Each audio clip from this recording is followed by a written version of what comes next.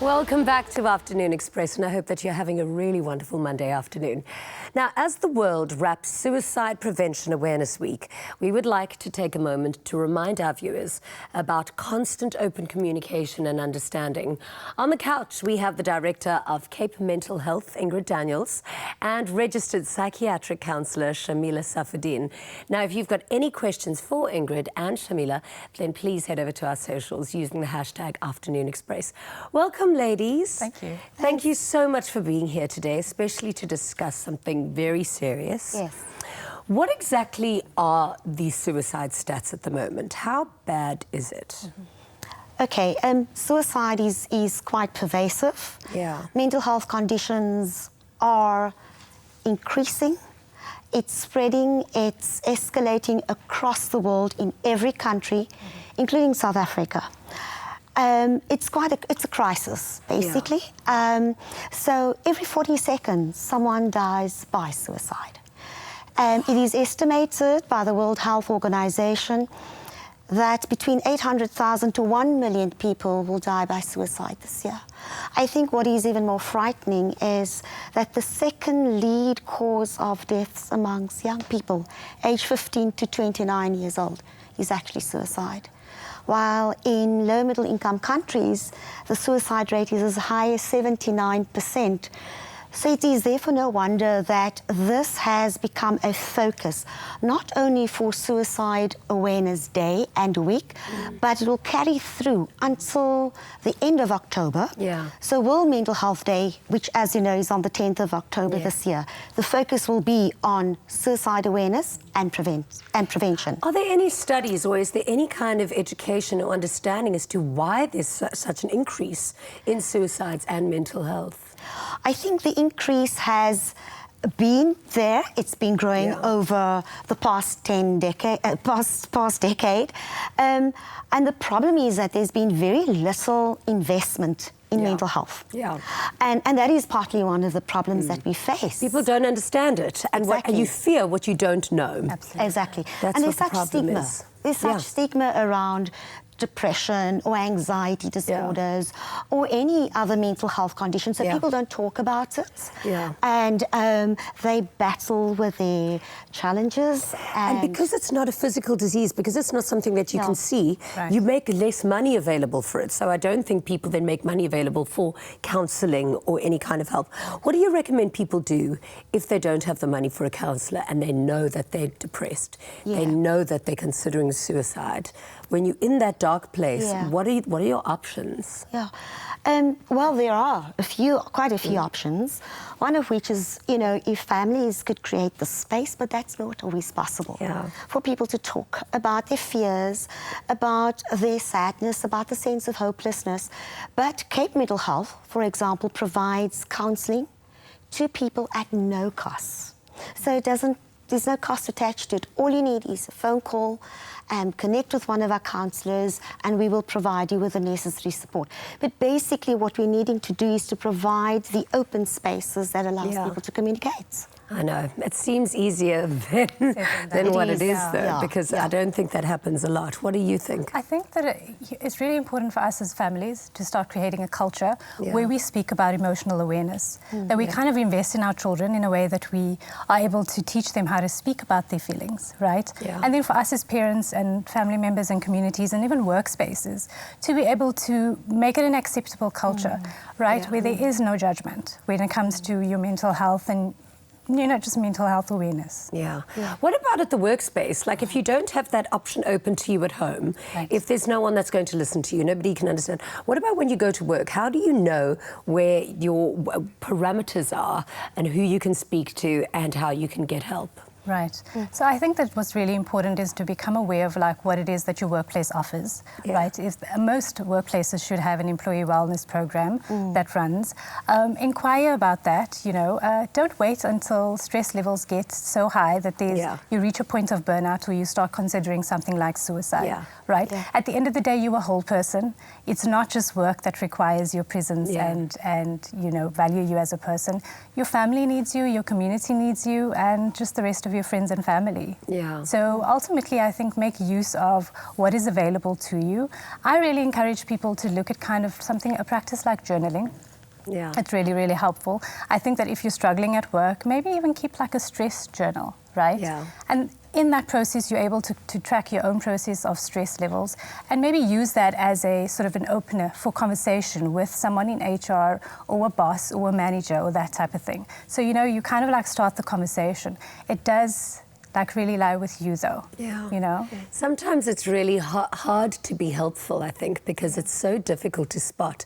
It could be the person who is the happiest, who's the most talkative, who's actually sometimes suffering, you know, in silence. So how, as a family member or as a colleague, can you be there of assistance? And what signs do we look out for? Usually there are telltale signs. Are there? They are. And one would see it, a change of character, change in personality. The person often starts to withdraw from things that they enjoyed doing before. They start talking more about their sadness, all the things that are bothered. Sometimes they don't, but they will withdraw.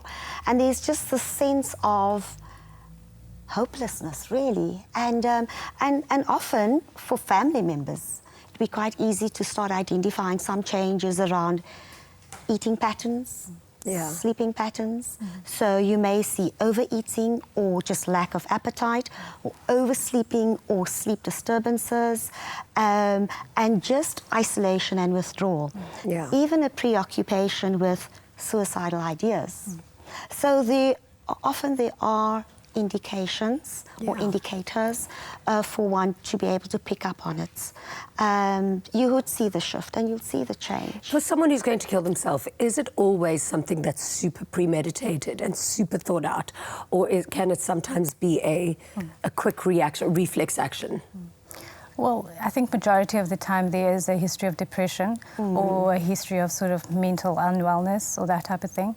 There are cases where there's been, you know, there's been a big event that has happened or a huge loss, and there's an acting on an impulse of that type of thing, where an individual isn't able to regulate emotionally or, you know, just come to terms with what's happened with them because it's such a shock to the system. So yes, there are cases, but mainly it's usually connected to, you know, a long-standing depression. Okay. And the best option for somebody who knows someone, or if they are going through something, where's the first point of call? I would say if they've identified a family member, our recommended option would be to contact us, to contact Cape Mental Health. And we are available. We do provide the service. We have expert counsellors and social workers employed, and we'd be able to guide and support the family. I think the most important aspect around the issue of depression is to allow the space for people to start talking about it. I think very often people don't talk about their struggles and they hold on to it and they hope there'll be some solution, and often they feel there isn't. When there are sometimes, very often, we can find solutions and we can give back hope. For us, the most important thing about providing counselling is, in all of that, we are saving lives. You know, if you look at... Those stats are just far too high. It's so sad to consider a state that's indicative of a place where people feel that they are not safe and when they are not cared about. And I think that ultimately, they don't have options. Absolutely, and ultimately, you know, we all want to feel like we have a purpose to our lives and to feel validated. Most of that comes from our connections, from our relationships that we are able to form. So part of the work then is also kind of helping the person identify what are the safe relationships, right? What are the safe spaces that you can share in, where there is non-judgment, where there is acceptance. And The important message, I think, is that you are not alone. There's always somebody waiting in the wings to help you. All of the information will be on our website, afternoonexpress.co.za.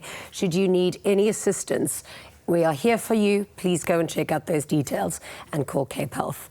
Pali, what's happening on our socials? Absolutely, I could not say that and put more emphasis on that, Jeannie. Now, we've asked you on socials if you have any questions for Ingrid and Shaamiela, and we've got quite an interesting question here, ladies, so definitely listen up. Udineo says, I want to ask them, if you have those thoughts, who should you speak to? Because as Black people, we're not used to counselling. And I think it's important for us to open up this conversation and not only focus on Black people, but many other cultures and communities that share the same sentiment. That what is counselling and who best to talk to? Yeah. So basically, anyone, irrespective of race, colour or creed, needs counselling at some point in their lives. And we have vibrant, young social workers who you can relate to and talk to. But I think a starting point might be if you have a friend that you can confide in and maybe help you take your hand and help you to make the contacts with us so that we can provide the counselling to anyone who needs it. You know what I think is so sad is that there's such a stigma or shame around needing counselling. At the end of the day, when you go to a personal trainer to fix your body and your muscles, you go to a therapist to help your emotions and your mind. It is a perfectly natural thing to do, and I highly recommend it to almost everybody. Absolutely. Thank you so much, ladies, for being here today. Thank you very much. And shedding some light on a very serious topic. Thank you. Thank you. Absolutely. Share and speak to those that you trust, and definitely seek professional advice if you just feel like it's too much to handle all by yourself.